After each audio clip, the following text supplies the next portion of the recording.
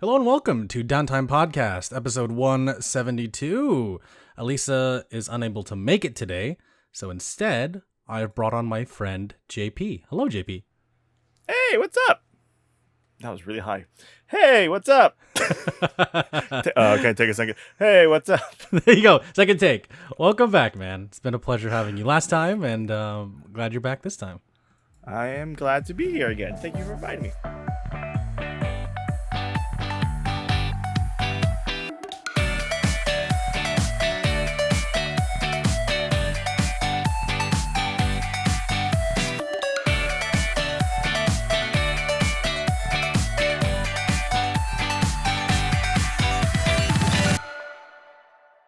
Yeah, man.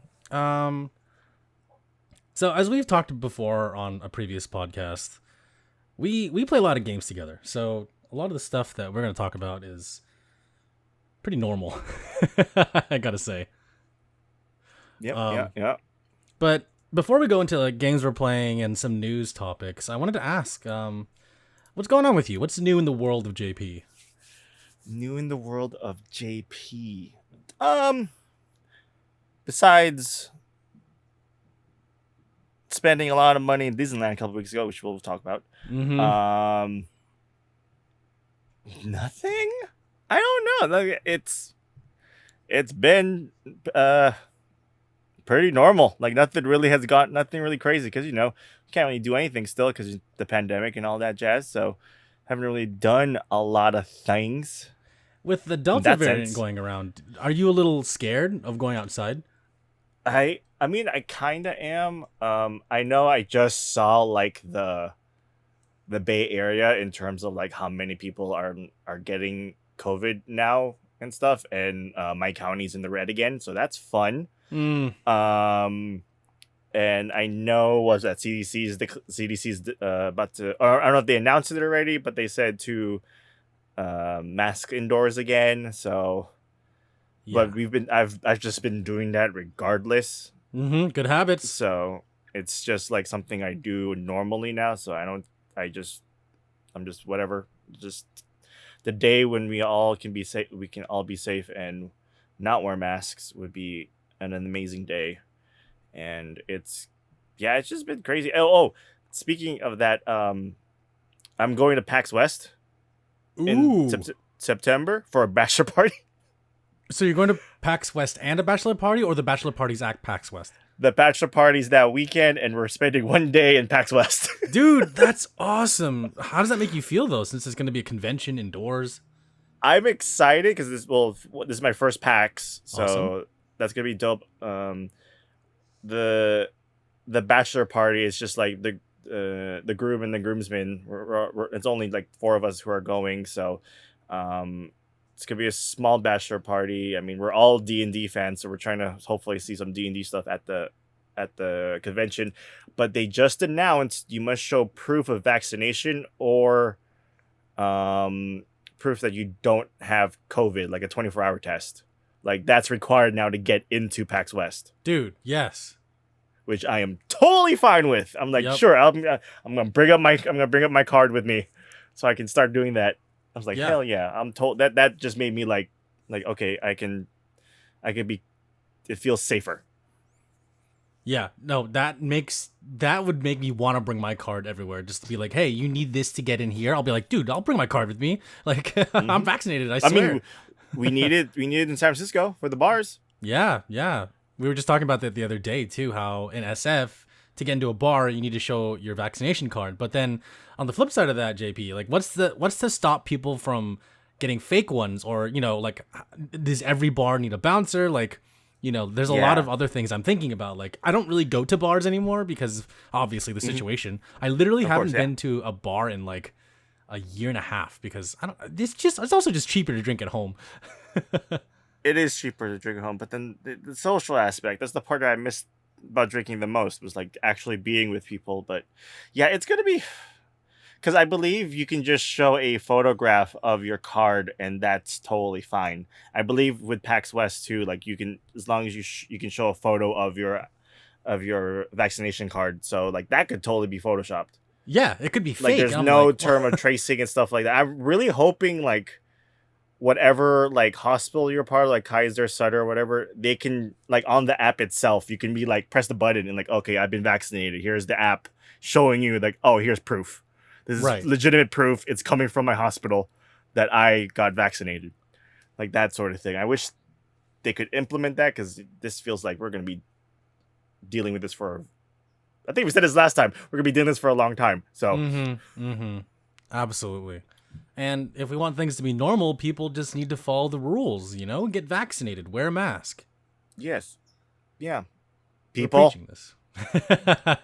you hear that, Listen. everybody? Get vaccinated. You heard it here first, y'all. Or if you didn't hear it first from us, you heard it again. All right. Exactly.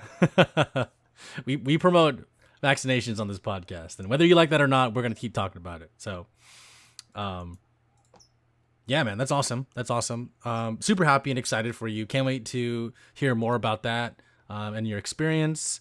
It's quite a ways away. It's about like a month away at this point. Yeah, it's first weekend or last, don't know when. It's in September, I think. Okay, so it's about a month until September as of the recording. First weekend of podcast. September. Boom. Okay. First weekend of September. Awesome. Okay. Wow, dude, that's gonna come up quick. Oh yeah, August is gonna go by real fast. Ugh. Yeah, I can't believe it's already August, Yep, we're already halfway. We're more than halfway. dude. We're more than halfway there. The years just they just keep going by, man. That's what I it know. feels like. Seriously. Cool, man.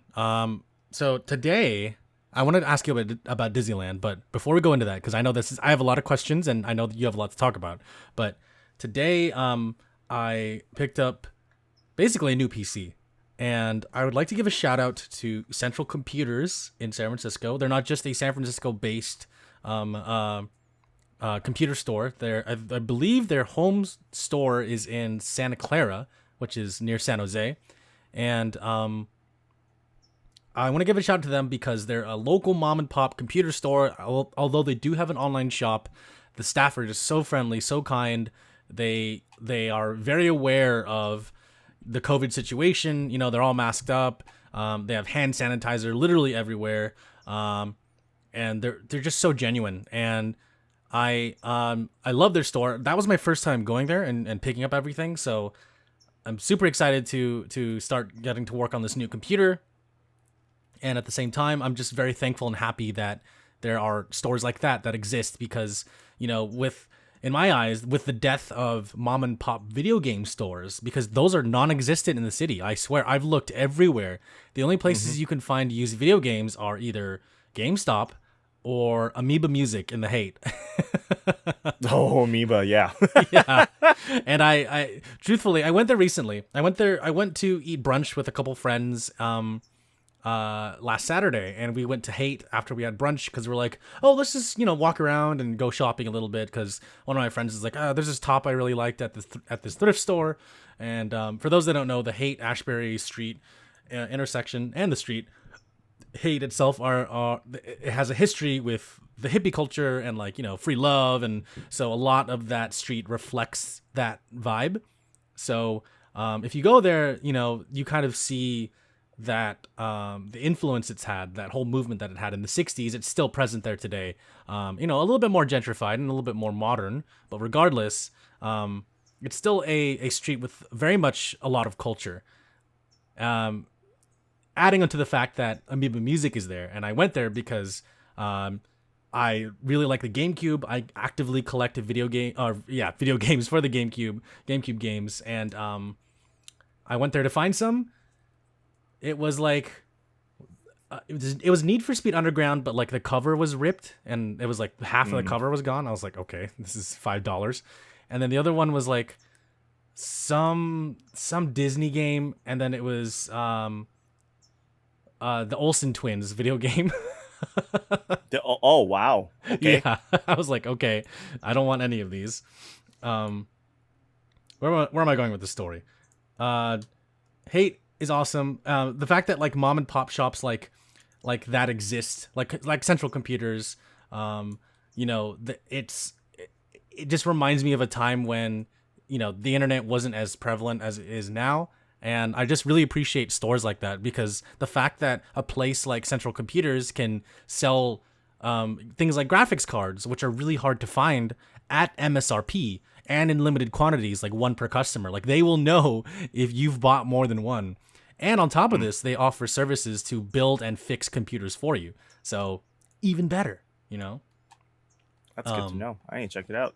Yeah, check it out, man. I'm telling my brother to go there because he's thinking about shopping for a new PC. And yeah, JP, check it out if you have a chance. I know you mentioned to me before that you are thinking about getting a second laptop, but I would encourage you getting a desktop if you can, and go to Central Computers. Oh yeah, definitely. Yeah, I'm looking at the website right now, and yeah, maybe I'll get one by the end of the year. Yeah. So they have 5 stores: Santa Clara, San Francisco, San Mateo, Sunnyvale, and East Bay. They have 3080s? Oh. They do. I picked up a 3080 today, man. EVGA 3080. Yeah. Okay. Yeah. What's really, really cool is that you can call the store and then find out what piece you want, what part you want, and they'll like hold it for you. You can pay for it online, and then they'll hold it for you. You can have your computer built, and then they'll send it to whatever store you want to pick it up from. You can literally choose whatever parts you want online, and they can build the entire thing for you, like whatever you want, as long as it's in stock, which is amazing. And I highly recommend them overall. I think they're great. Super friendly guys, like I mentioned before, really good prices, and yeah, just it was easy to be able to get there. It was easy to find what I wanted because everything is properly labeled and priced. So big shout outs to them. And then on the way back, in the Uber ride, I met a woman named Karen. Now you might be thinking, oh no. Is she one? So she was the nicest person I have like ever met. Like one of the nicest people ever. Like she was like hating on Trump. She was like talking about how people are not vaccinated, and she was so angry at all of her Facebook friends who were calling her a sheep for being vaccinated. She's like, my son loves video games. She's like, yeah, I watched Dexter. I was rewatching Breaking Bad. She's like, I love El Camino. I'm like, oh my God, you're so cool.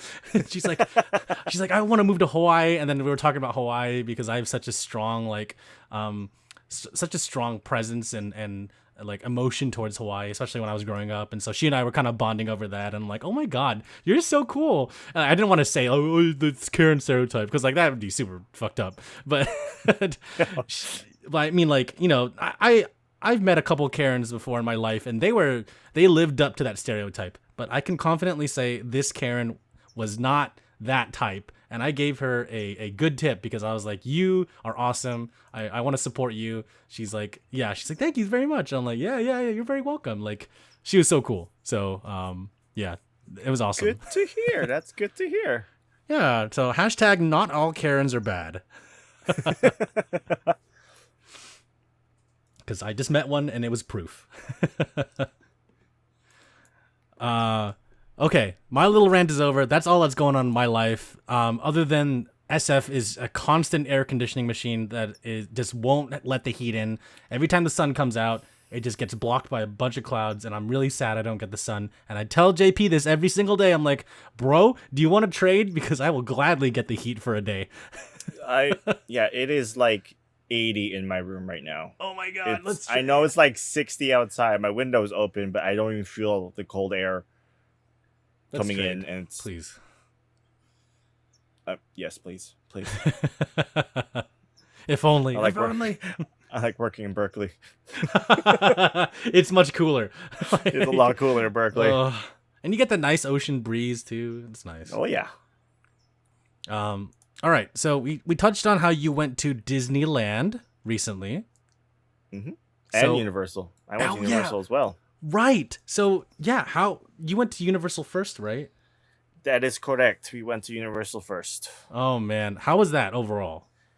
I mean, it's fun. I mean, like, this was the second time I've gone there. Well, the first time I went for a long.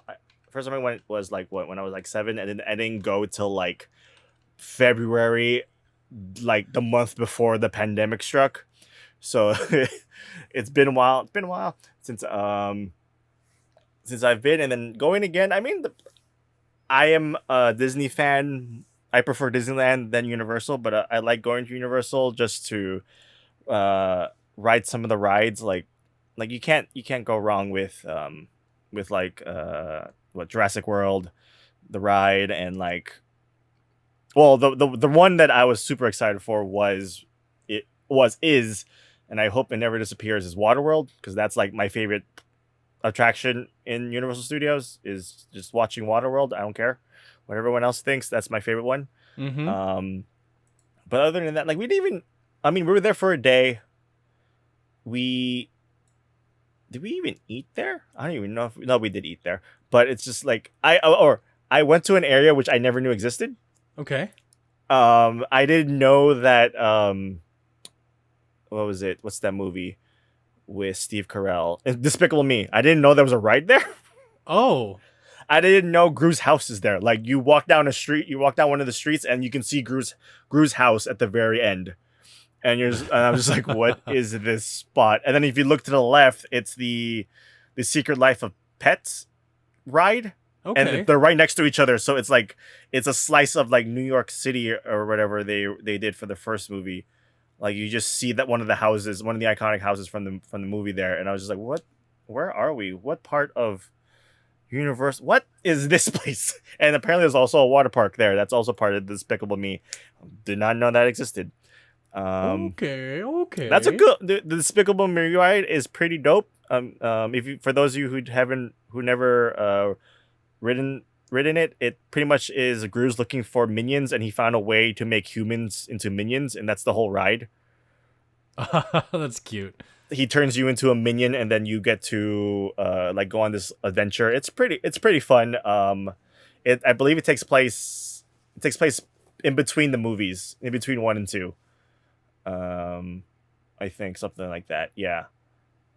It's fun. I that was an enjoyable ride. If you have ever ridden what's a ride like that? Like Soarin' in California Adventure, it's kind of like that. You're sitting down, and it's this in the ride. It just moves around. You just move with the ride and stuff like that. It's fun. I like it. They got the whole cast and everything to go back to do it, so it's really fun. That's cool. That's awesome. There's just something about theme parks, man. Like certain rides at theme parks, you're just like, that was immersive, you know? Mm-hmm. Jurassic World, super immersive. I love that ride. Then in between me going before the pandemic and that trip, they were able to put one of the dinosaurs. What's the name of it? The dinosaur in Jurassic World, the one that everyone was like, "Don't go!" Like it's the Indominus Rex.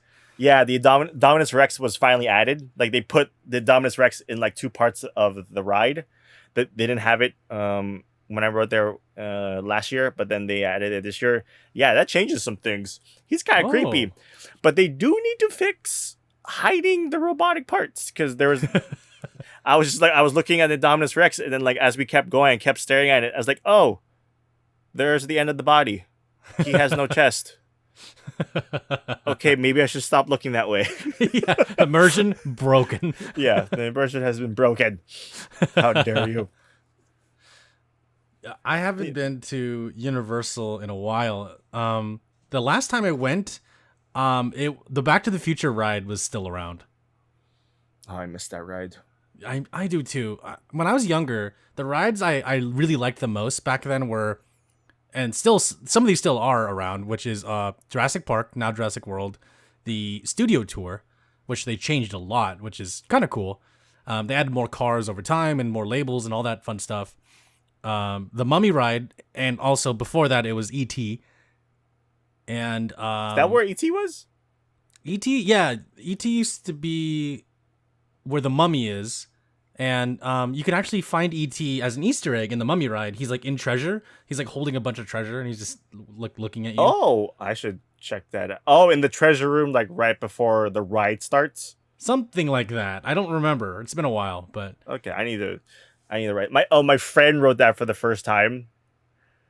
Ooh. And I didn't tell him at all what the ride was. He just knew it was a roller coaster. I was like, yeah, you're gonna have so much fun. That's it. You like? I just sat right next to him and I was like, didn't tell him a single thing. And I was just like, you ready? I was like, what are you talking about? And then he just launches you. And I was like, yeah. And then spoilers for the whole ride, the ride. And it just stops. And then you go backwards. And he did not expect that to happen at all. It was amazing. It was like watching a kid, like he became a kid again for like 20 seconds or however long that ride is. Was he like screaming? Yeah, the entire time. He's like, yeah, what? Like, what? It's like he stopped, and then when the ride stops, like, what's going on? Like, oh, you'll see. That's so funny. Poor guy. Oh my god. Oh man. It's interesting how we wait like hours to ride a ride that's like a minute or less. Yeah. You know? Yeah, because the Mummy ride is like is a minute, I think. I think it's like a minute long. Yeah, it's gotta be. It's a fast ride. It's super fast. Yeah, I still like that ride just because I like the movies a lot, the Stephen Sommers movies. The first two, the only two. Oh, not the one with Jet Li? Oh god, it's so bad. That movie's just so bad. Yeah, that Mummy. You mean Terracotta Soldier? It was so disappointing, man. It was like also somewhat racist too. No way. Really? Hollywood? No. Racist? What? Jet Li didn't speak. I know, they didn't make him speak at all. What?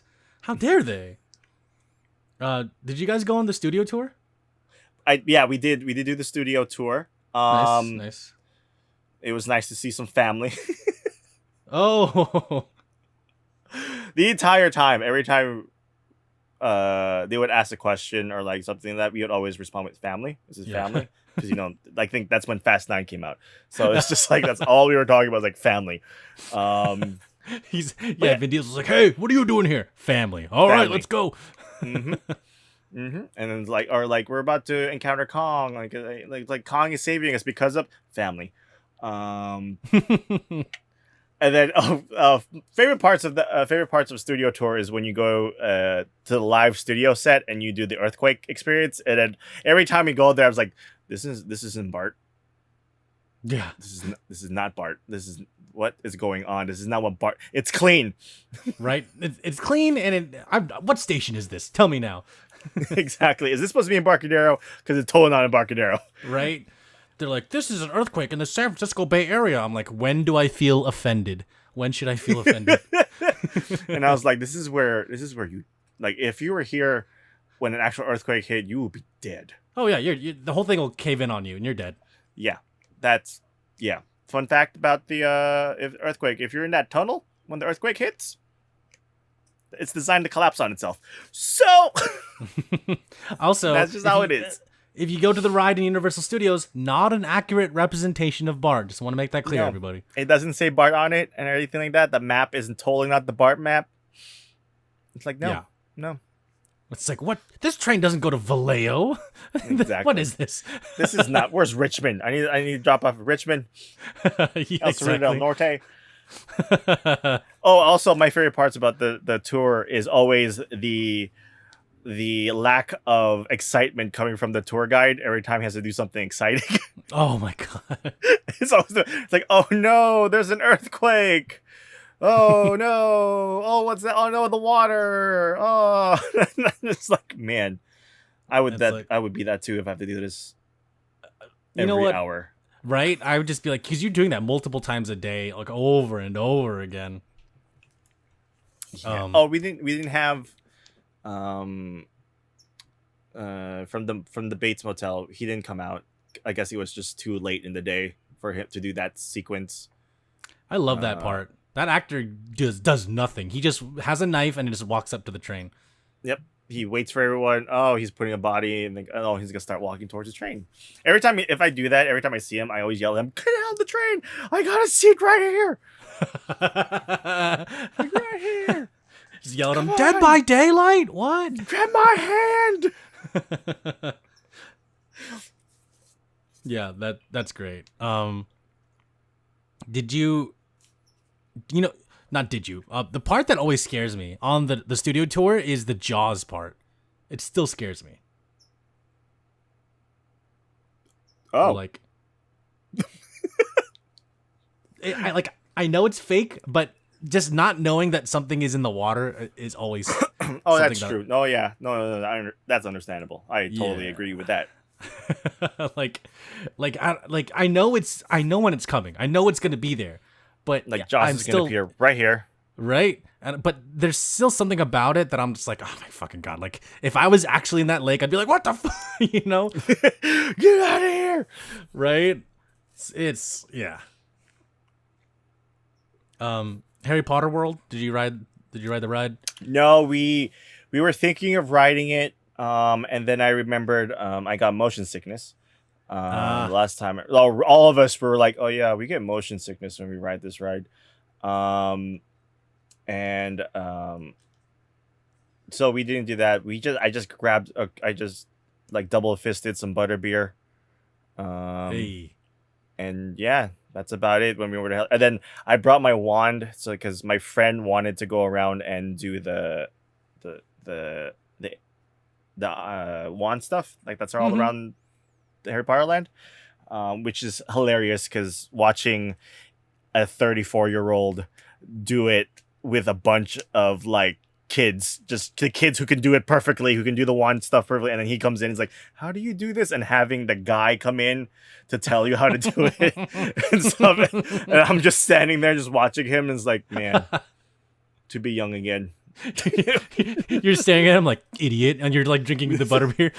Yeah, double fisting butterbeer, like wishing this was the alcoholic versions. Oh And my just, god, I wish and then I'm too, like, man. and then like watching him, and it's like I can't do it. I'm like, point the wand at the camera that's right there, and I just blatantly point at where he needs to move the wand and stuff. I was like, just point it there, just do it. It's like, don't break the immersion, JP. Come on. Like this immersion is broken. I'm double fisting butterbeer. Yeah, like it's hot. I'm wearing shorts. Like Yeah, there's snow exactly. on top of these buildings. It should be freezing here, and it's not. Immersion Yeah. broken.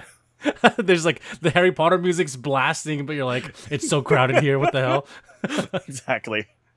Yeah, I do love like the set design and how much like detail they put into it, but at the same time, I'm like, there's a part when you're just like, all right, immersion's gone. You know? Yeah, when you're just sitting down in, was it the three cauldrons or three broomsticks? I forget, the three broomsticks, and you're just like, Mhm. well, I'm just stuffing salad in my mouth, double fisting butter beers, kind of seeing the castle, and I believe this kid two rows in front of me is super sick, about to throw up. Immersion broken. Little kids are crying, like ah, Yeah. and then you Like, turn to your tired friends, parents. right? And then you got the cast members just like cleaning up food and stuff. I'm like, you should be. That looks warm, sir. I know it's Oof, supposed to be cold, but you look warm. right. I kind of feel bad for them. And then you turn to your friends, and you're like, "You guys want to see some dinosaurs?" Like, all right, cool. Yep, exactly. And then it's like, oh, hold on, I need to take a cool photo of my butterbeer. Gotta put it on the gram. And I got to. All right, cool, man. So it sounds like you had a great time in Universal, and then you moved on to Disney. Which is the place where I want to be forever. This okay. Well, a lot of people argue, Universal versus Disney, but in my opinion, I think that Disneyland definitely has a better park as far as immersion goes, and not necessarily trying to take you into the movies, but just being in a theme park and having that like theme park experience on top Mm-hmm. of just being in Disney. Like literally, like you feel like you're in Disney. No, yep, exactly. They are able to keep you locked in to the experience almost wherever you go. Like no matter where you go, there's always something there that reminds you that this is Disney. You're in Disney. Yeah. Yeah, that's just they're just really good at that. Whether it's the pumping the smell of cookies down Main Street, or like when you enter Batu and you're in another planet, you're in Ugh. another galaxy the moment you walk into Batu. So cool. Like You like no cast member mentions Disneyland at all when you're in Batu. Like you're on that planet. That's so cool. I can't wait to go. That's so cool. It is. It's amazing. That's the place where like if I could just stay in Batu forever, I would. Are you gonna stay at that Star Wars hotel when they finally open? Oh, hell yeah. Hell yeah. I want that lightsaber. Dude, oh my god. I want that lightsaber. I just want to be in there because it looks like it's supposed to be like a spaceport or just like something in Star Wars. And I just want to be there to be immersed, you know? I'm like, yo. Yeah, I believe like the whole idea is when you enter the lobby, it's a starport. So you get your boarding pass and all that stuff. And then when you enter the elevator area, it looks like a docking bay. And then when you get in the elevator, it's the shuttle that launches you into the space station where you're going to stay for like a couple of days. I believe it's a minimum requirement to stay at least 2 days there. Right now, at least the Disney World one, I think you're required to stay 2 days. Since they are already accepting reservations, which I think they're already sold out. So it's just like, good luck.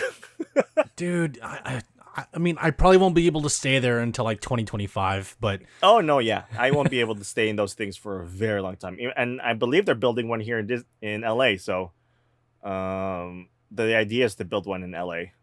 That's cool. Like where the movie theater is in downtown Disney. Like that area would be the hotel. Oh, that's so cool. That's awesome. What's that like exclusive club? Club 33? Yeah. So a couple of my coworkers, we were having a conversation about how some of them went into Club 33 and they were very unimpressed with the food. From what I heard, it's you go there just so you can be in the club. Mm-hmm. Like everything else is just like, okay, it's whatever. Like you're not even allowed to like technically keep any souvenirs per se. Like I know there's some things that people snuck out. Like people have snuck out the napkins and like some of the cutlery and everything like that. But you're not even allowed to take photos in there. From what I remember, like that's how like secretive Club 33 is supposed to be. Like there's only designated areas where you can take a photo and stuff. So and then that wait list is insane. There's a dress code as well. There's a dress code to go in, and then you can clearly see who's going to Club 33 just on how they dressed. So like in Disneyland, it's like there's no reason for you to be in a suit and tie. Oh wait, you're going to Club 33. It's very obvious. It's like, oh, I see. Okay. Is that something that you want to do? Yes, I do want to experience it. I know of a couple of people who are members, but they can't bring me in because there's like a wait list of like people who've already asked, and you can only bring a certain amount of people every single time. So it's just like I'm on a list. I just don't know when I'm allowed to go in, and then we also have to coordinate. Like, okay, if I can go now, I need to know when so that I can, schedule everything for work and stuff, so I can figure out a way to get to LA so I can go to Club 33.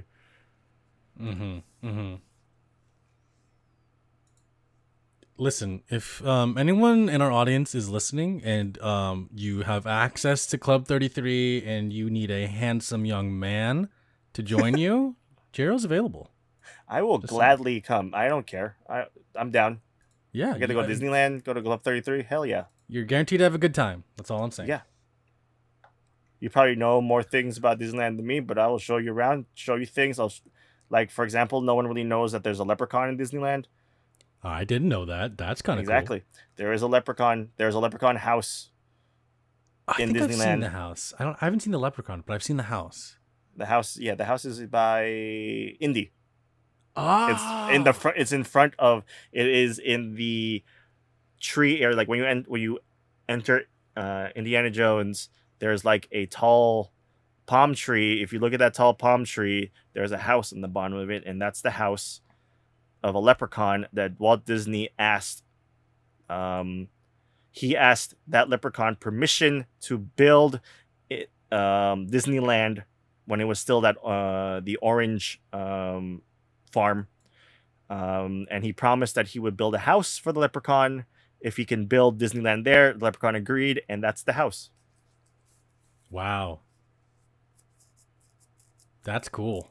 Mm-hmm. That's I believe it's a Disney. It's a children's book now that they developed about Walt Disney asking the leprechaun, and yeah, it's the house does exist. That's cool, man. Fun facts. There you go. You can get that and more if you take Jiro with you to Club 33. Oh yeah. Oh yeah. That's awesome, dude. Thank you for sharing that. I'm glad you had a good time and you came back safe, and you got a lot of stuff too. Yeah, we got a lot of stuff specifically from Batu and the Avengers Campus. So, which is the Avengers Campus is probably another place I wouldn't mind staying the entire time, because all they do is play Marvel music. So you're just getting hyped the entire time you're there. Oh my god! Because you hear the Avengers theme song like everywhere you go. That's cool. In the Avengers Campus, so it's fun, and you get to see President Loki just roaming around. You know what's saying crazy? Hi to people. Is that you saw President Loki the day after that episode came out? Yep, he freaking appeared the day after it. Yeah, like apparently he wasn't there until that day. They were ready. That's insane. And Black Widow from the movie Black Widow was there too, and regular Black Widow. Wow. So you get to see both. That's cool, man. Yeah, I'm super happy that you got to experience that, and you bought a bunch of stuff. And you bought a lightsaber, right? I bought two. Oh, you bought I two? I built one, and then I bought Luke's lightsaber reforged after it was cut in half. Ah, I remember you had a box, right? Was it Luke and Leia's or just Luke's? It was just Luke's. They had the Luke and Leia on Valentine's Day, which I thought was kind of weird that they released Luke and Leia's lightsabers on Valentine's Day, and that sold out immediately. So, but I heard you can get Leia's separately now. Like there are plans to put it back in, and I know there's also apparently plans of removing some of the legacy lightsabers. So. Ooh. I don't know which ones. I hope I can go back and get them before they remove them from the collection. So, okay. Definitely looking. I probably when I go back, I'm definitely getting Ahsoka Tano's lightsabers. Ooh, that's the one I want to get. That would look awesome on a wall. Yes, it will. On my wall. So the Luke lightsaber that you got, how heavy is it? So they purposely made sure that the hilts are practically made out of metal, like all of them, even the ones you build, it's metal. So there's weight to it. There is this when you hold one of the lightsabers from that you can get there, like you can okay, no, yeah, swinging this is fun, but you got to make sure you do it properly. Okay, but otherwise you're gonna break something. Yeah, it's just the hilt. You have to buy the lightsaber like blade part separately, and that's like $50. So I opted not to, because I was building one, and they give you a blade when you build one. So, and the blades go with any lightsaber, since they all have the colors associated with all the kyber crystals. Like that's why they're expensive, because each one has every color on the LED. Oh, so Luke's has all the colors in the hilt? No, so Luke's is blue, because that's his lightsaber color. Like he had the blue lightsaber at that time. Right. You can get Luke's original one, and that's green. Ah. So there's a blue version of Luke's lightsaber, and then when you get the legacy ones, it's only the color associated with that lightsaber. Wow, just like the movies. Just like the movies. When you build your own custom one, that's where you can go crazy. And that's, yeah. Okay, cool, man. That's awesome. Any other fun stories that you'd like to share from your recent experience in Disney?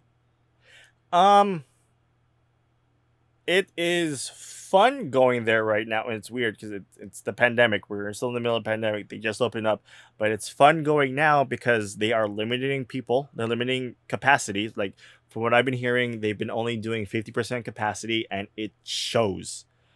We were able to ride, like at Disneyland, we were able to ride Matterhorn, Thunder Mountain, and the Haunted Mansion within the first hour. Wow. Of Disneyland opening. We were able to ride those 3 rides in the span of an hour, when usually those things will take like 2 hours, 3 hours each just to get in line and stuff like that. That's probably my favorite part. The worst part is all the mobile order stuff, because they need to fix the mobile order situation, because it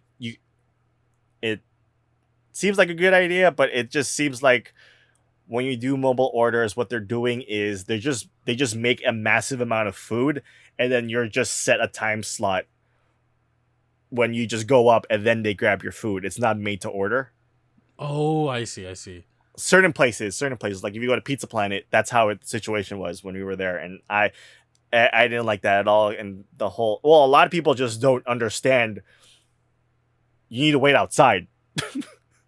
Yeah. There's a lot of people who just walk in and like, oh, I have a mobile order, and blah, blah, blah. It's like, well, you're supposed to wait outside, and when it's your turn, when it tells you on your app to go in, you go in. That's why there's an app, people. People just need to listen. Just listen. Or just read. Just read what it says. Just stay outside. I know it's hot. It's hot everywhere. Ma'am, sir. Yeah, it's hot outside, but you have a higher chance of dying inside. Literally dying. So, I don't know. Some people just don't care. But my son is here. Like, get your son outside then. What the hell? I don't understand. Is this so hard? People, okay, real talk, JP. Some people become idiots when they go into a theme park, and I don't know why. Especially Marine World USA. That's right. I'm calling it Marine World because that's what it is. And people go in there and they become so stupid. I'm like, yo, just because you walk into a theme park doesn't mean you got to become stupid. Why does the monkey brain come on now? What is this? What is this? I don't get it. Because when you're walking into a amusement park, you're entitled to do whatever you want. Like, you're like, I should be able to do this, and in reality is no. There are still rules. Like, just because you're in the park doesn't mean you're entitled to be like, oh, I get to go and cut in front of everybody because blah blah blah blah because I'm here. Like, no, there are set rules. Also, we saw people get kicked out. That was fun. Ooh, people got really. I wonder what they did. Oh, from what I heard, from like forums, was they went in, they took photos in areas that they weren't supposed to be in. Oh, come on! Security found them, and they got kicked out. There was, because we literally saw two guys walking surrounded by security, and then they walked right past us, and then like clearly one of the guys like we're entitled to be here. We bought tickets, blah blah blah, blah. And then like. One of the security guards said, like, yeah, but not where we found you guys. I'm like, oh, ooh, it's like you guys are probably going to Disney jail right now, or they're just escorting you out. One or the other. I hope it's. I was like, I hope it's Disney jail, but either way, you're banned. Yeah, like that guy who drank the fountain water. Yep, banned. That guy is banned at literally every single Disney park. Just don't do stupid things when you're Disneyland. Just don't. Yeah. They can totally ban you. That's why they take a photo of you when you enter the park for the first time with a ticket. Even if you're an annual pass holder, the first time you're an AP holder, they take a photo of you so that if you do something dumb and get banned, they know what you look like. Facts. Yep. Just facts. There you go. Just don't do it. Yep. The lesson of this story is play stupid games, win stupid prizes. Exactly. You get kicked out of the happiest place on earth. Yep. Imagine not being able to go to Disneyland anymore for the rest of your life. I would be. There's no point. Yeah, there's no point. Oh, God. I have to resort to Disneyland in Minecraft. That's so sad. Yeah, don't do that. That's the darkest timeline. This is so true. So true. And yeah, guys, if you're planning to go to a theme park or just any crowded event, just be careful, y'all. Please. Mask up. I know we were allowed to not wear masks in Disneyland and California Adventure, there were times where I had to because it was just humid. Yeah. But like everywhere I went, like I made sure like if I can wear a mask, I'll wear my mask. Like I don't care. Yeah. I mean, I do care. I care. That's why I wear my mask. I care. Yeah. No, I'm glad that you care. But like, at some point you're like, okay, I'm outside. Let me just take it off for a little bit because it's so hot. Exactly.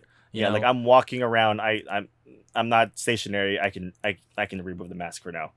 Yeah. No, that's good. That's good.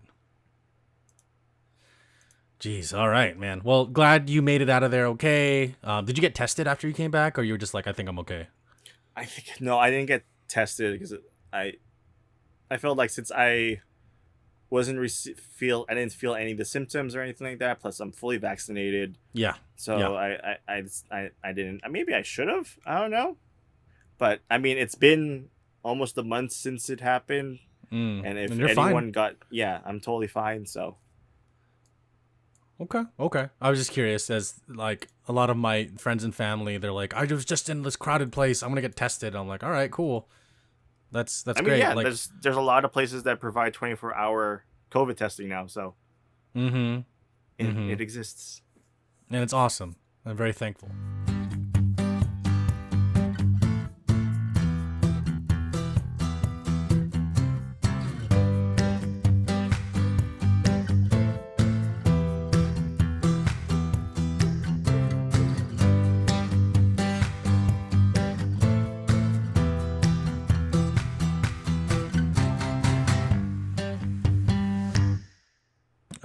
All right, man. Let's talk about some games and some news. Let's do it. So, as I mentioned before, you and I have been playing a lot of stuff together, so a lot of this is no stranger to either of us, and maybe to our general audience, you might hear the same old story, but there's some new stuff to this same old story. So the first thing I have is Dead by Daylight. There was a new update that got pushed out on yesterday, as of the recording of this podcast, where they changed some of the mechanics for the killers. So, for example, the Trickster, the guy who is a K-pop star, they made it so that his knives, when he throws them, only take about 6 knife hits on the body to activate you going into the next phase. So be it the wounded phase or the down phase. Another addition that they added on top of a bunch of stuff is hit validation is a little bit better now, so that when you slam a pellet down on the killer, he doesn't swipe you and you get hurt, because that annoyed me so much. Yeah. I saw it work a couple of times when we were playing it. But there were still some times where like it's still iffy. That's just a thing. Like I understand it's a lot. It has to deal with latency and like figuring out what happened first, and in the timing it takes for like the hit validation to happen. The server might recognize the killer first and stuff like that. I understand there's like this weird issue with it. It's working, but sometimes it doesn't. But it's just like, I mean, it's DVD. What you expect? Yeah, like I can forgive it, and that's okay. But at the same time, I'm just like, come on, please. Yeah. Plus, we were facing a lot of sweaty killers yesterday, and some really bad survivors, as one raged after what I was doing. Yeah, that's their fault though. That was 100% their fault, because they killed me and they killed our friend. Yep, they totally. That's your fault, and that's what you get. I loved it. Just watching you teabag, like, yep, okay. Yeah. Oh, you found the hatch? Cool. I'm not leaving. They're like, just leave. Why do you do this? And you're like, oh, I don't. Why did you do this? Why'd you kill us? Why did you sandbag my other friends? Messed up, man. There's a lot of, I feel like out of all the games I've played in my lifetime, DBD is toxic, but it's not as toxic as other games. Yes. Because oh boy, there are other games that I could mention that are super toxic and made me want to stop playing them. Period. Yeah. No. Like a quick example for me is League of Legends. No one was really particularly toxic to me, but my friends that I was playing with at the time, they were getting toxic, and I was like, all right, I don't want this, because then this hostility is gonna go from the other team towards me, and I'm gonna be like, all right, so I quit the game cold turkey. I was like, nope, I'm done. Nope. Yeah, that's what happened to me with League. That's what happened to me with Heroes of the Storm. Oh, Like, just toxic people, like people like on like people who are on chat are like, hey, you're not doing your job, and it's like, clearly I'm a low level. I have no idea what I'm doing. yeah, like look at Clearly, me. I'm still learning how to play this game, and I was like, I'm sorry you're teamed up with me, but I need to learn what I need to do, and the only way for me to do that is by playing. It doesn't help me when you're yelling at me saying, "Hey, get out of here," or blah blah blah blah. Like, you're not supposed to be in jungle. Blah, blah, blah. I don't know. I'm still learning. Yeah. Calm down. Also, fuck you. Yeah, screw you guys. Yeah. Good examples. Good examples. Speaking of MOBAs, Pokemon Unite came out. I haven't tried it. I've been watching some friends play it. Yeah, I've been watching Yoshi play it. It's a MOBA. That's like that's all I can say about it. Yeah, it's a MOBA. It looks fun. I mean, I was listening to the Giant Bomb podcast, and they were talking about it, and the person who was playing it sounds like they're having a lot of fun with it, especially because he's a Pokemon nerd, and I'm a Pokemon nerd, and that's the reason why. Like, I want to play because I want to play Lucario, because Lucario is my boy. Even though I've been watching these people play Gengar, and it looks like Gengar is super OP right now, and Snorlax, Gengar, Snorlax, and I forget another one. They're stupid OP right now, and they need to get nerfed, which makes me want to play it. That way I can feel like I'm playing really well, when in reality I'm just playing an overpowered character. Hey man, that's not your fault. That's the game's fault, man. And also the mechanic is different, kind of, compared to LOL and stuff like that. Right. The towers don't hurt you; they just slow you down. You have to like cap a tower by standing in it too, from what I understand. Yeah, like you would get this energy, and then you would literally dunk it on towers, and like, if after you dunk a certain amount, the tower will get destroyed. You can progress on, and things like that. And then from what I've been hearing too, like, when you beat the creeps, they give you a special ability, like power up. Mm-hmm. Like you said, it takes some time for you to dunk. I forgot the name of the power that you dunk onto the towers. It takes like a couple seconds for you to dunk it, and then you can't be attacked at that point. Like, if you're attacked, it resets, that sort of thing. But apparently, like, Zapdos will appear at some point in the stage. Ooh. And if your team takes out Zapdos for a certain amount of time, the moment you get close to a tower, it automatically dunks. Wow. So, and the worst part is that you can stack those powers on your Pokemon to like 20 to 30. So you can have like 20 of whatever those things to dunk on the towers, and then you take Zapdos, and then you just rush to the tower, and then all of a sudden you're up like 50 points. Wow, that's insane.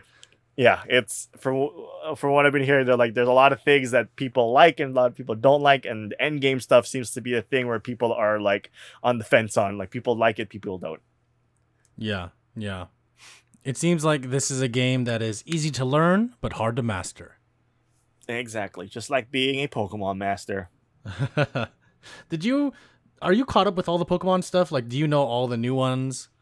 Oh, I don't know anything after. I only know the newer ones because of Pokemon Go. Right. When they have that stuff come up, but I can only name like Kanto and Johto. I think that's it.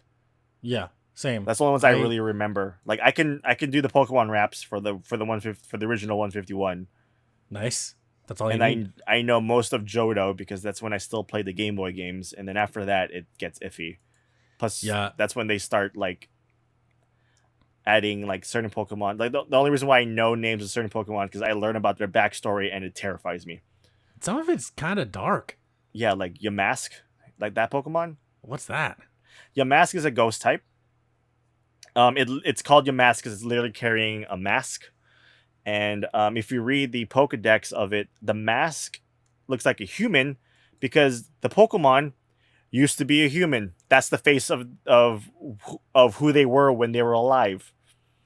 What the fuck? So Pokemon are people? Some Pokemon are people? Okay. And then there's literal garbage Pokemon. Like there's a rubbish, I believe is the name, and it's trash. There's an ice cream Pokemon now. Mm-hmm. Yeah, there's just Yamask. Look it up. Ugh. Yeah. Ugh. Okay, I'll have to look that up later. Maybe maybe not at night. Like you, I played blue, I played silver, I played, what's the other one? What was the sapphire? And then after that, I just fell off. I didn't play any ones after that. I played blue, silver, yellow. Oh, yellow. Yeah, I have yellow too. Yeah, that was a good one. That's it. The heck, after man. that, I stopped playing. We played the exact same games. That's crazy. Yeah. Wow. Then I played the card game for a bit, and then I stopped. Do you still have them? Yes, I actually still have all my Pokemon cards. They're Dude, not worth a lot of money. They're not in good I know. I wish they were in good condition, but they were like in the garage. They were in sleeves, but then they were in my garage like all these years, so they are like curved and stuff like that. So it's just like, well, I had some first editions, but these aren't worth anything anymore.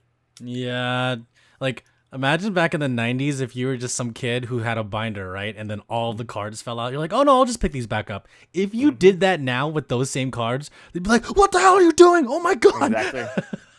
I know, right? I clearly, I know I have a first edition shiny Gyarados, and I know that's worth a lot of money, but it's bent. It's like super bent. There's wear and tear, definitely wear and tear in that thing. So it's like, well, just gotta keep these just for funsies. Yeah, I mean, I'm sure it's still worth something, but not as much as like it's supposed to be. Exactly. I have a first edition Jungle Pikachu, and I look at it and I'm like, is this really worth something? Like like I want to get it graded, but I'm like, that just is too much work for me. Next time you go to a con, just drop it off. See what they say. Oh, I didn't know you could do that. That's awesome. You could do that. Yeah, at certain cons, like I know if you go to SAC Anime, there's the people are there, the people who verify like the rarity of items, like they're there, so you can like drop it off and then they'll ship it back to you and give you the official like rating and stuff like that. I know that exists. Okay, maybe I'll do that one day if I go to a local convention or if I make my way up to SAC Anime. Yeah, that's cool, man. Like, I feel like you and I should go to a con together one day. We need to. Yeah, it'll be fun. We need to. If only, I wouldn't mind. If only like CRX was not virtual. Dude, next year we can go together. Let's do it. I'm down. Totally down. Yeah. I might go all days just because some of my friends like to go for all 3 days. So I might stay over if you want to grab a hotel too. We could stay over and just hang out. Hell yeah, I'm down.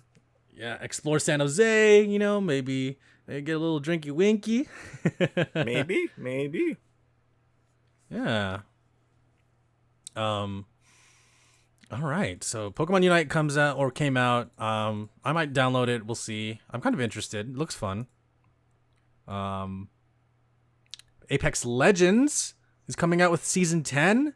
The new legend called Seer. He's a dude that can like reveal the location of opponents in a certain area, unlike Bloodhound. Yeah, I think we need an exact breakdown of what his power does, or maybe you can break it down, JP. Oh, yeah. Called you Yeah. Jiro. What? No. Yeah. He has, so his 3 abilities are, his passive is called Heartseeker. Pretty much when you aim down sights, you can see or can visualize and hear enemy heartbeats. So it only happens when he's aiming down sights, which is kind of cool. Because I'm wondering if also that means when you're sniping. If you can sense heartbeats from that far away. I don't think they ever said what the range is for his passive. But that would be dope if as a sniper, like if Seer can see heartbeats via sniping, that would be a game changer. Ooh, yeah, that'd be cool. And then his tactical is focus of attention, where he sends out micro drones in a straight line, like in any area that you point at, and then pretty much that's like it'll be like Bloodhound. You can scan enemies for like I think it says 8 seconds. Oh, and you can reveal their health bar, which is insane. Yeah, that's cool. So you can like that's crazier because then now your team can focus on like, oh yeah, this person's almost dead. Let's take them out first, and things like that. Like, so it's kind of crazy. Also, that can interrupt abilities. Wow. So like when you're healing, you can send it out and it will stop them healing, and then you gotta reset. You gotta activate the button again to heal. Damn. Or like reviving can be interrupted and things like that. Well, oh my god, guaranteed everyone's gonna have one Seer on their team. Everyone's gonna have a Seer. Everyone's gonna have a Seer, and then Bloodhound's gonna be. They need to do something with Bloodhound because otherwise everyone's gonna be a Seer. Mm-hmm. Oh, and then his poor Blood. The ultimate's dope because then he shoots out his. It's called Exhibit, where it creates that dome, and then if the enemy is in that dome and they're running, you will see their footprints. What? Yeah.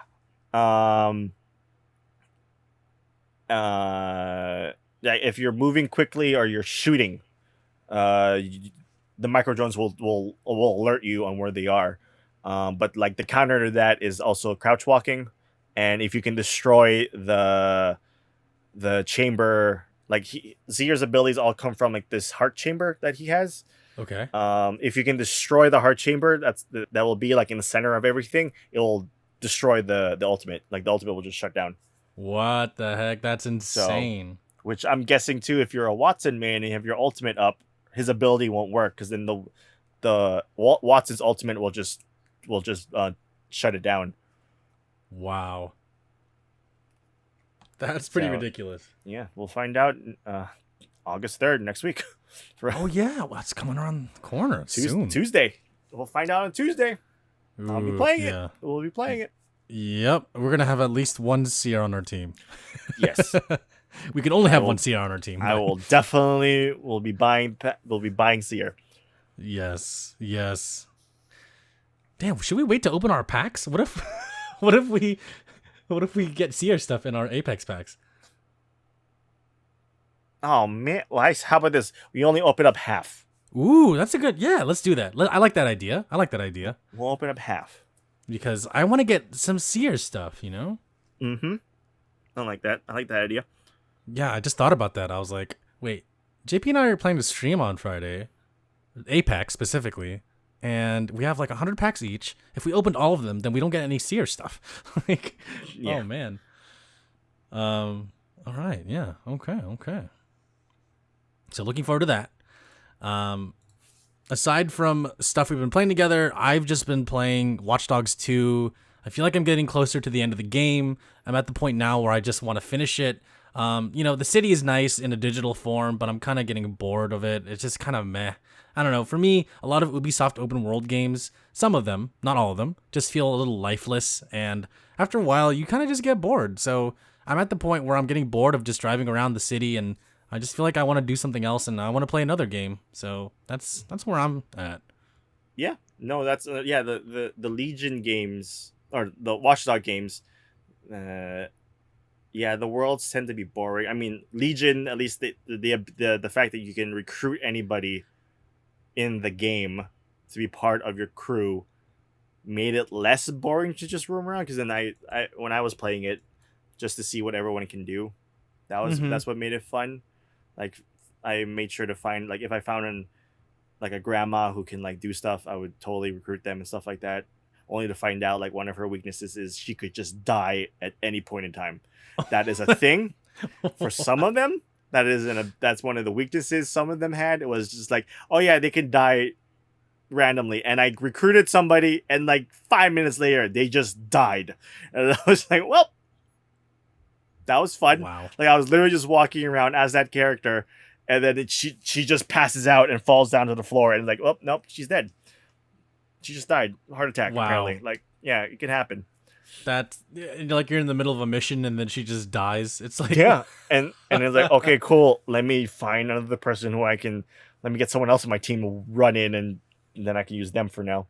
Yeah, like I think that mechanic's cool. It does have its downsides. So like you can't do certain things because you need a character to do it. So the first person I recruited, I had a selection of people. The first person I recruited was this woman who owned a sports car because I just needed to get around to places really fast. And I was like, okay, this is a good first choice. And then it turned into me recruiting all the Asian people in London to be in my gang. I was like, are you Asian? All right, come on through. Right. Like I literally went to Chinatown in London and I like recruited all these Asian people. Who are you? Like, okay, we'll get you. I mean, Yeah. the DLC looks dope. Aiden from the first game is now in it. That's awesome.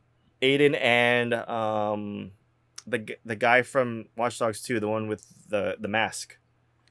Oh, Josh. Yeah, he's in it. Wrench.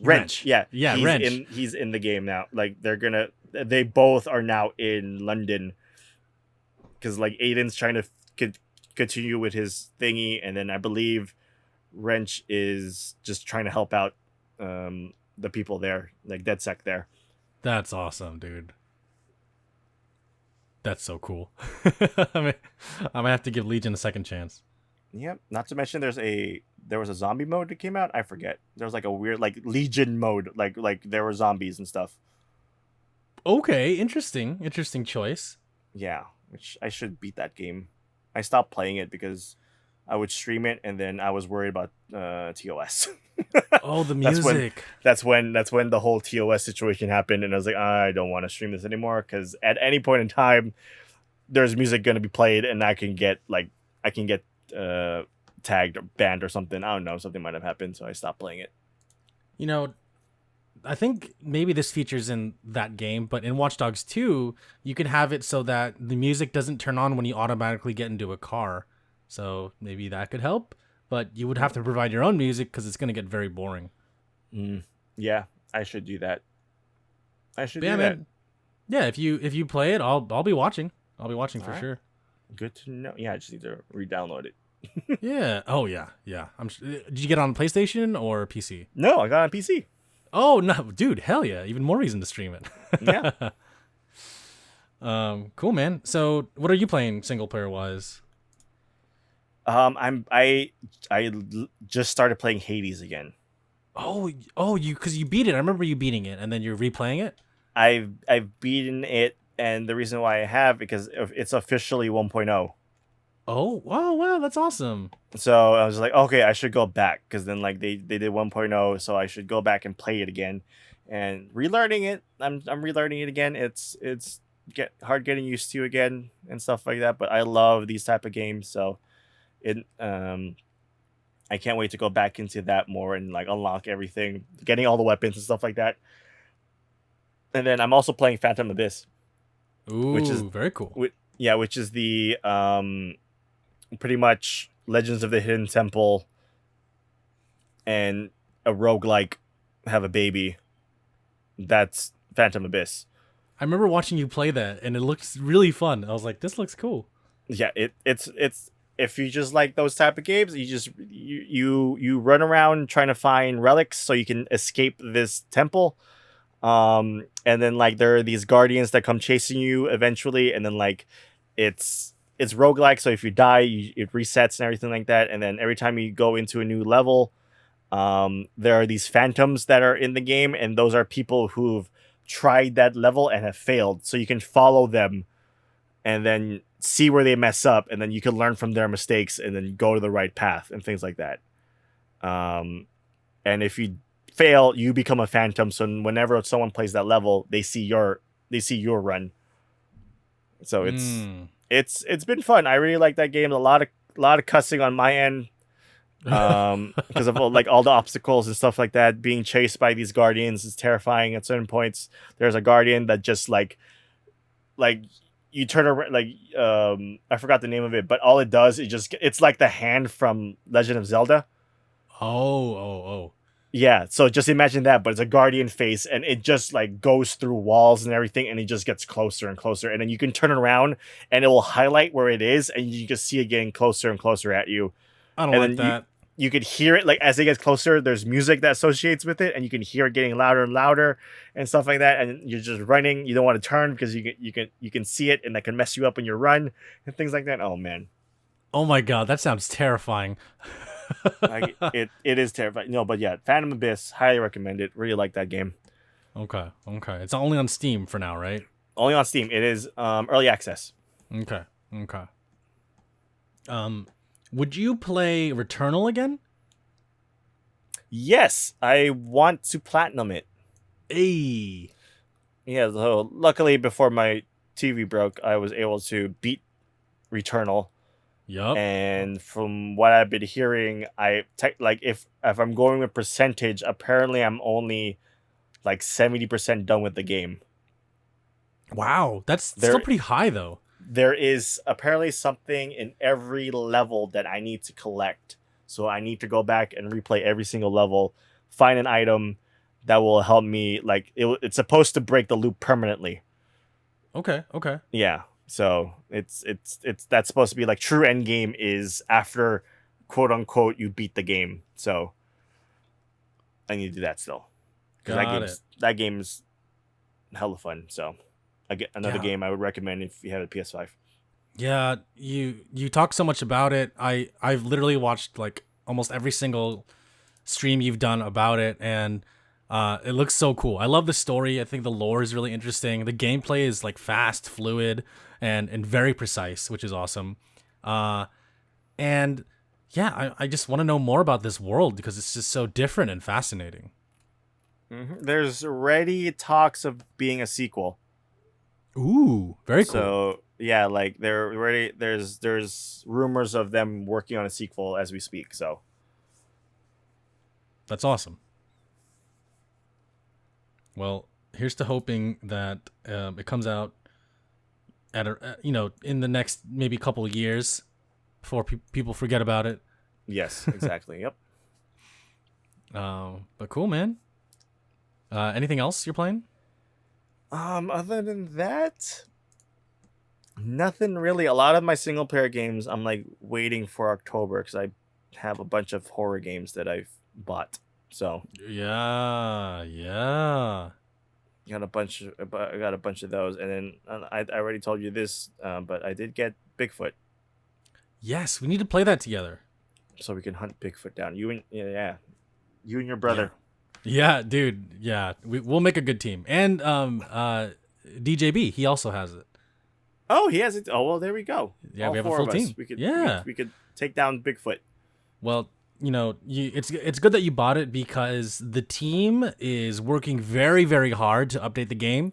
So we need to play it before they update it so we can take advantage of the glitches. Okay. Yeah, and just feel successful, like you mentioned before. We're not playing OP characters. The game gave it to us. Exactly. Okay, good to know. All right, we gotta do that.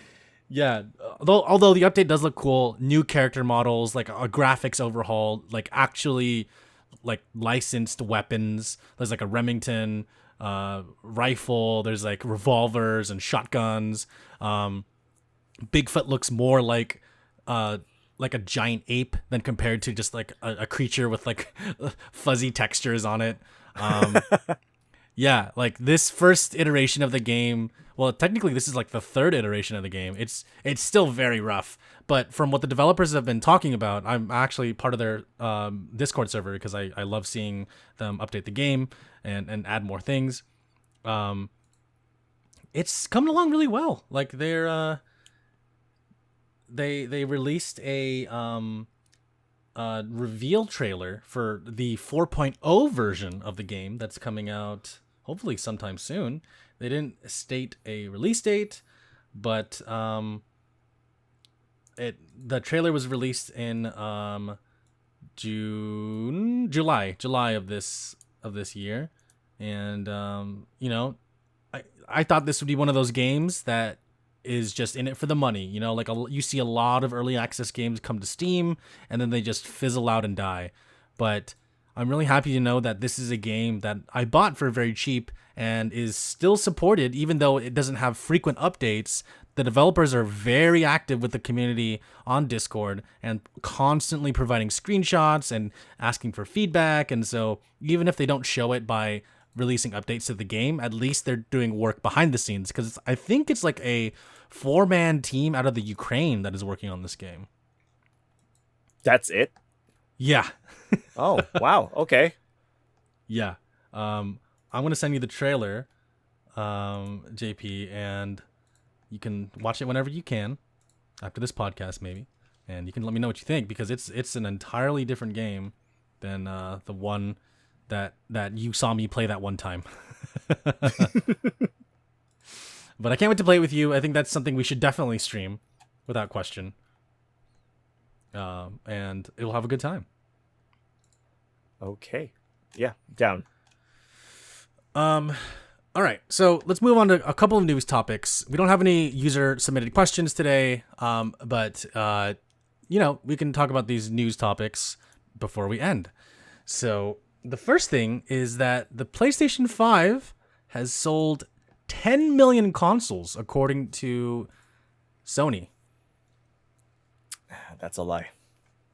I have to agree with you there, because a lot of people say they can't get their hands on it. Yeah, that's what I've always been hearing. Like, no, everyone's just like, every time I see a release online, because I follow a couple of people who always post like, oh, like Best Buy has its stock, blah blah blah has stock, and there's like, there's nothing left. And it's just like, I guess it's coming out, but then it's just like, you don't hear that many people that are like, oh, I have a PS5. But like, a lot of people I know don't have PS5s, and we're all like we're all like PlayStation users. Like I got lucky and got one by happenstance, but then it's just like the other people who I know, like, they don't have one and stuff. So, but I do know one person who just got one. Hey, that's awesome. It's funny. It's not even a person I know. It's a celebrity. Gabriel Luna. He just got one. Really? Yeah. PlayStation and Neil Druckmann gave him one so he can do research for The Last of Us. Dude, how cool is that? To be given to PlayStation and be like, hey, you're going to be in this TV show about this video game. You have to play this game to research your role. I'd be like, yes. Yeah, like he posted a photo with the PS5 like 2 days ago, and he's just like, yeah, he's gonna replay 1 and 2. So he's played them already. So it's just like he's gonna play them so that he's gonna play them again for research. Oh, my bad. Excuse me. Yeah. He's probably already a huge fan. He's like, I guess I gotta replay it on my new PS5. Okay. Research. Okay. Yeah, so he's just currently playing it while filming The Last of Us. Oh, that is so cool. And at the same time, I'm like, dude, how do you have time? I know, right? Like, those shoots are crazy. You're Tommy, so you're gonna be in that show a lot. Yeah. And do you know if the show covers both games or just one? I believe from what they were saying, the show will only cover 1 for now. Oh, that's so cool. So we don't know what's gonna happen. Like, yeah. So if 2 happens, if they go into the second game, that's gonna be very interesting. I want to know how they're gonna deal with it, because then a lot of people are gonna rage because the controversy of the second game, which is just, I believe we talked about this. It's dumb. I know. The Last of Us 2 is a masterpiece. I don't care what you say. Yeah, no, I'm in 100% agreement with you, JP. Whether this is a hot take or not, like, I'm gonna restate this just because I feel like it. Because fuck it. If it was a game that you felt hooked on, if you wanted to go back to, if you wanted to find out what happened, if you liked the gameplay, if you just liked the story, then why are you hating on it? Like, I don't know. It's just people just discredit it so fast for trying to pander and do all these things. But I'm like, did you feel like you wanted to play the next part immediately? They're like, yeah. I'm like, then what the hell? You liked it. Yep, exactly. You wanted to know. You wanted to know what happened. Yeah. And, on the flip side of that, the game did make me feel really sad and then I played Ghost of Tsushima, and I felt really happy after. Oh yeah, that's a good game to like play right afterwards. Yeah, Ghost of Tsushima. Yeah, because like you in The Last of Us, you're kind of not making any progress because you're just progressing through the eyes of a character in a story. But in Ghost of Tsushima, you are tackling things. You're basically a superhero. You're helping everybody. You reveal portions of the map. You take down these big bad bosses, and you just feel like you're contributing. Whereas in The Last of Us Part 2, it's just sad. That doesn't make it a bad game at all. It's just depressing. Yeah.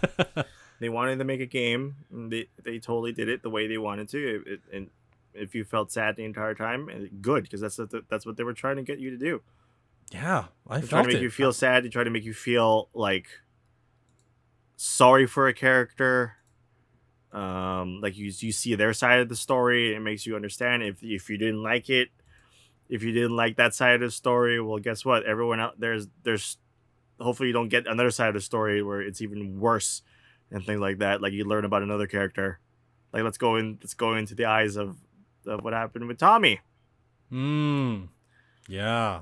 Man, things like that. Oh man, he got messed up, and I just love that he got messed up because oh my god, there's just so much depth, and I love that. Oh my god, like everybody's broken in that game, and it just makes for an amazing story. Everyone in that video game is a bad guy. It just depends on what light or what angle you see that person. I can say it about that. Ellie was a bad guy. Ellie was a monster. Yep. Clearly, there were certain levels in that game where like Ellie's totally bad, or like when you have to fight Ellie, like that's a bad. Like you're terrified. I was scared of Ellie when you had to fight her and things like that in the game. So, jeez, I died a lot from Ellie. Oh my, yeah. When you had to the boss level where you recreate the fight with David. Oh my god, that was terrifying. Like, great. Now I know how everyone else feels like when you're as Ellie killing people. Yeah. It's like, damn, this is kind of OP. Well, I'm excited for the show, regardless, and I know it's gonna do well.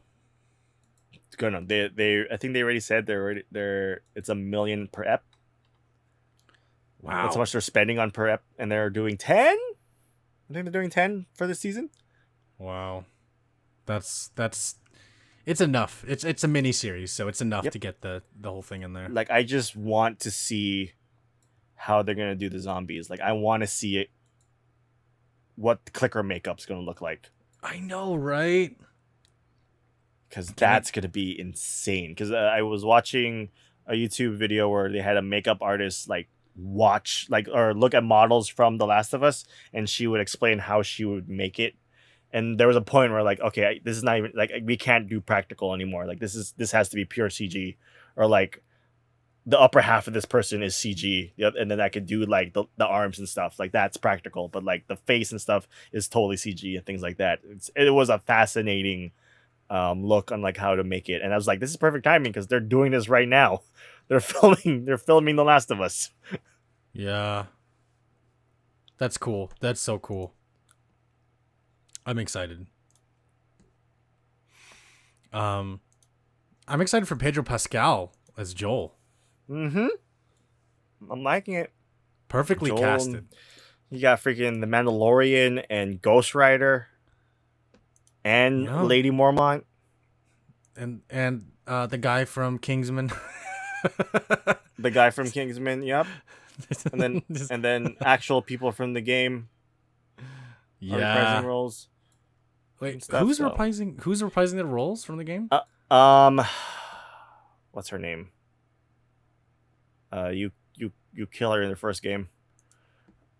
At the very end of the movie, at the very end of the game, you shoot her. Oh, she is. Oh, that's she's so back cool. as her. Wow, okay. Well, you can't really. They got her back. They recasted Bill and also his boyfriend. I think his boyfriend's alive, so we actually get to see that relationship. Oh, cool. They recasted them. The guy who plays Tommy is in it. but he's not Tommy, but he's in the show. He has a role. Ooh, cool. Which makes me wonder if we're going to see cameos from Troy Baker and Ashley as well. That'd be kind of cool if we see them in the world. Yeah, that'd be nice. But yeah, I believe they also, there's someone, I think Tess might be back. I'm not sure. I know they got, I think 2 of the actors from the video game are in the series. It just makes sense. That's cool. But I'm looking forward to it. I'm excited I'm excited to see the production value that they put into the show. Oh, they're putting like $1 million in each episode. It's gonna be Game of Thrones production. Oh, it's gonna be a hit for sure. At least I want it to. You know. Yeah, I know I wanted to. There's a lot of people. I mean, the casting, like we would say, casting is amazing. So perfect. Yeah. And to all the haters, like, oh, you can't have Pedro Pascal as shut up. You're just racist. You could just let him listen. Apparently, you didn't like Mandalorian because he was really good in that. That's what that's telling me. No, we didn't see his face. Oh, shut up. Well, I feel sorry for you for season 2. Yeah. Well. You know, going back to it, it begs the question: what is harder to find, a PS5 or a graphics card? I wonder. I wonder that too, because I know everyone's looking for that 3080. Yeah, if you have an answer to that, you can send us a question, and we'll tell you about how to send us questions or comments later. But to round out our news segment, the final thing I would like to talk about is something that Alyssa and I touched on one of our last podcasts about the sexual harassment allegations that are going on within Activision Blizzard.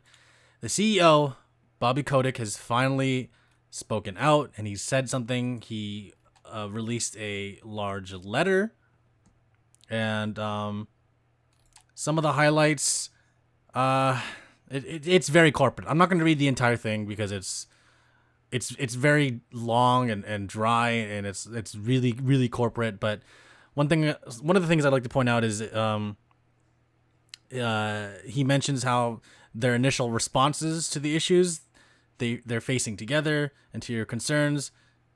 He's like, we're quite frankly tone deaf. So he apparently in writing says he had no idea, even though it was all going on around him. He wants to promote a respectful and inclusive workplace and wants to continue to investigate each and every claim and will not hesitate to take decisive action. And he'll fire anyone that is found to have impeded the integrity of their processes for evaluating claims, and that he'll ensure hiring managers are considered diverse slates of candidates for open jobs. I don't know. This is just corporate jargon that sounds like we messed up and we promised to do better. Yeah, we've been hearing things about Blizzard for years now. Like, we've heard about these things, and like it has gotten out, like the whole sexual harassment stuff that's been going on in this company, yeah, for years now. But no one has done anything about it. It's annoying as hell. Like the Kotaku article about the Cosby Suite. Oh my god, that's disgusting. Yeah. If all that is true, that is disgusting. I don't know how the hell. Like I imagine if I worked for Blizzard and I was in that environment, I probably would have left. Like, immediately report to HR, which apparently HR doesn't do anything in that company, and I would just left. I would have just leave. Like, I do not want to be in that work environment. Yeah, it's terrible. And it seems to be a common theme within the games industry. You have people within Ubisoft that have have cried wolf, and they've had this issue recently. And Riot Games was in the same boat a couple years ago. So it's like, this is such a common thing within the video games industry. It's really, it bothers me because we're still buying games from these companies, and these companies aren't addressing these issues. Yeah, it's just saddening. And then today as this recording was the they had a bunch of the employees. They were protesting in front of the building. They had that walkout today, and it was cool seeing on Twitter the response from like everyone in the video games, like in like the video games like world, like responding, supporting.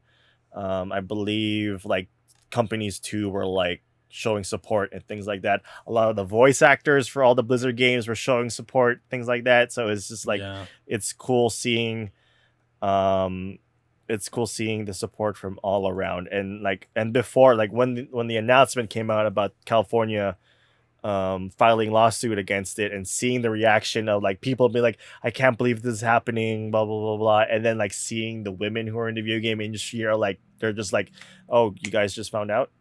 And that, like, seeing that reaction from like people that I follow, like seeing that, like, oh, like you guys just figured it out, just broke my heart. Like I just felt devastated. Like I don't know, like I can't like imagine, like they've been dealing with this for years, and they had to stay silent. Yeah, they couldn't say anything, and it sucks, you know. Man, it kind of makes me worried about Alyssa, because she did work at PlayStation, but like it sounded like her environment was a lot better. Like it really depends on the company, or maybe there's a lot of companies that just don't say anything. But yeah, they said like it, like in when it came to Blizzard, it depended on which game you were working on. Like from what I've been hearing, like the Overwatch team, they're like a lot of them are not in that situation. Like it seems like what's going on is a lot to deal with the Warcraft teams. That makes sense. Like, yeah, like it's like the WoW group. There's some people might be associated with Overwatch, but for what I've been hearing, like the Overwatch team was kind of like not part of this situation, even though like one of the big people is Jesse McCree, the namesake of one of the Overwatch characters. Yeah. It's just, and this whole the Cosby Suite thing is just like, what their excuses on why it's called the Cosby Suite doesn't make sense to me, and things like that. Makes it sound worse. Like you're just it just makes it worse. And then that text thread that they released is like, oh my, it's just a bunch of frat boys, and it just pisses me off. Yeah, it doesn't make any sense. Like, why did you guys do this? Yeah, yeah, it's disgusting, you know. Man, and hopefully they just need to do better. Everyone just needs to do better. Did you hear the story about Randy Pitchford, the Gearbox CEO? Yes. He left a stick of porn at medieval times. Yeah, the USB thing, the whole USB scandal. I remember a Giant Bomb like did a whole thing about it, and I just listened from them like, this is just weird. This whole this is, I don't understand this rabbit hole that you guys are talking about. This is just, I don't. Yeah, Randy is. Yeah, he's just. He's a weird guy. He's like a weird guy. There's that like E3 segment where he just did like magic card tricks for 30 minutes. That was really strange. With the Borderlands cards, I was like, what does this have to do with it? Just, I guess. It's just sure. I remember when Alyssa and I talked about him leaving the USB stick of porn at medieval times. We're like, I was laughing. I was like, medieval times of all the restaurants you leave it. It's just like. I was like, I get, like this happened after E3, right? So it was just like they were done with E3, and they went to medieval times. I was like, okay, you guys go to medieval times, sure. I mean, medieval times is cool. Don't get me wrong. That's just why would you have a USB out and about in a bathroom? Why and just leave it? Why do you have a USB stick with you? That doesn't make any sense. Where do you plug it into? Do you carry like a laptop on you? Yeah, I don't understand. Like, shouldn't that be like in a backpack or something? Like you should have leave it in your pocket. I don't know that. Yeah, that's just like what the fuck. I have this image in my mind of a guy dressed in a full night outfit who's like, "What's this? Randy Pitchford." He's like, "This is pornography." Still in character. Yeah, he's still in character. Randy, I found your porn. It's like a full night outfit. I just imagine that. Oh man, it's just I don't know. Like the whole situation is just so perfect. Like Randy Pitchford, a weird guy at medieval times. All right, that's it's not uncommon. A lot of people go there. It's pretty cool. Leaves a stick of porn at medieval times. Wow. Like Yeah. okay. Yeah. Oh man. Well, okay. Let's hope things get better for the folks at Activision Blizzard. I think they did the right thing to walk out today and to make their presence heard because yeah, like I mentioned, Ubisoft and Riot went through this thing and we're going to make the company better, we promise. Like, okay, well actually do it. Like and if you see it, speak. That's like the only thing I can tell people who are going through this, even if it's not in the video game industry, regardless. If you're being sexually harassed within your company, like don't be afraid to speak out. And I feel like that's something that a lot of folks are not comfortable with doing because they're afraid of their position. If it's especially if it's someone in power who is sexually harassing you, they don't want to speak out because they could risk their job. And that's not right. That you should not feel that way. And even if they are in power, you have the ability to take them out of that power. So yeah, just speak up. That's all I gotta say. All right. I hate to end it there on that kind of note, but JP, let us know where we can find you. You can find me on the Twitter, the Twitch, the Instagrams under Jiro_Moriarty. I am doing a push for 300 followers on Twitch. I'm at 250 something. So like I'm trying to push for 300. I'll be doing a giveaway at 300 followers. So be on the lookout for that when it happens. Yeah. If it happens, or no, when it happens. When it happens, exactly. When it happens and stuff like that. I am doing Extra Life again, sometime in the fall. Still figuring that one out. Maybe in November.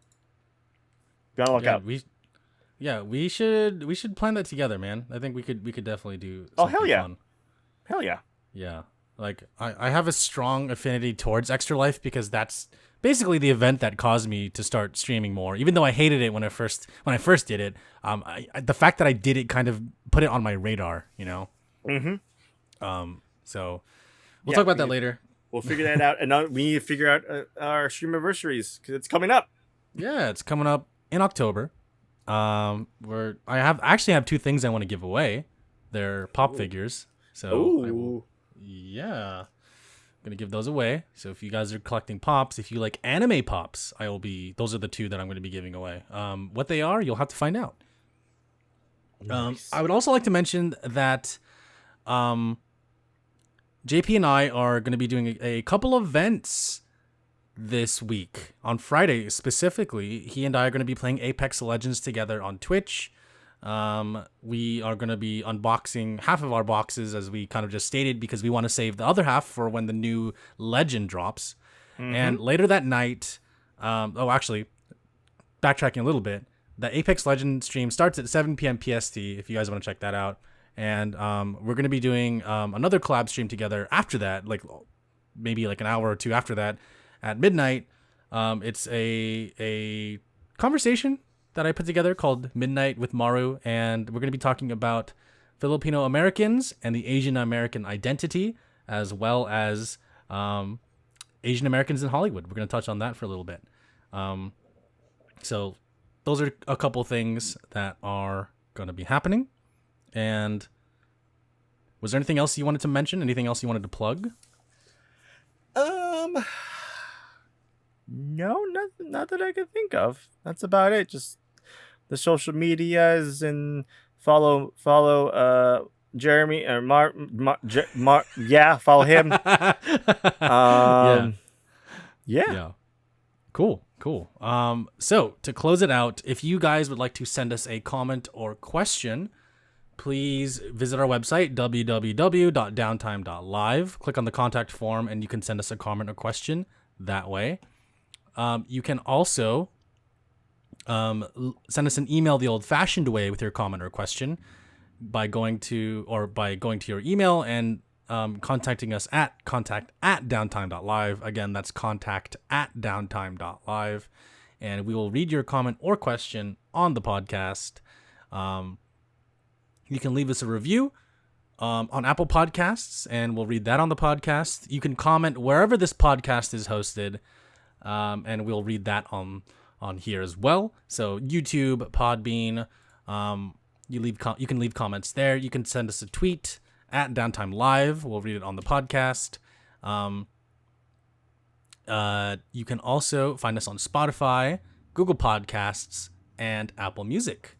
If you would like to reach out to us directly and hang out in our Discord community, you can find the link to that in the description of wherever this podcast is hosted. That will allow you to view the link, click the link, or just copy and paste the link. So some notable examples are Podbean and YouTube. If you'd like to follow us on either of those platforms and click the link to join our Discord community where we talk about everything. So come through for that. And that's about it. JP, thank you so much for jumping on the podcast today. Really appreciate you being here, man. Of course, anytime. Yeah, all right, y'all. Thank you guys so much. Really appreciate you guys being here and listening to us, if you're listening to us whenever this comes out. And thank you, everybody. This has been Podcast 172. Have a great night, day, or evening. Be safe, be healthy, take care.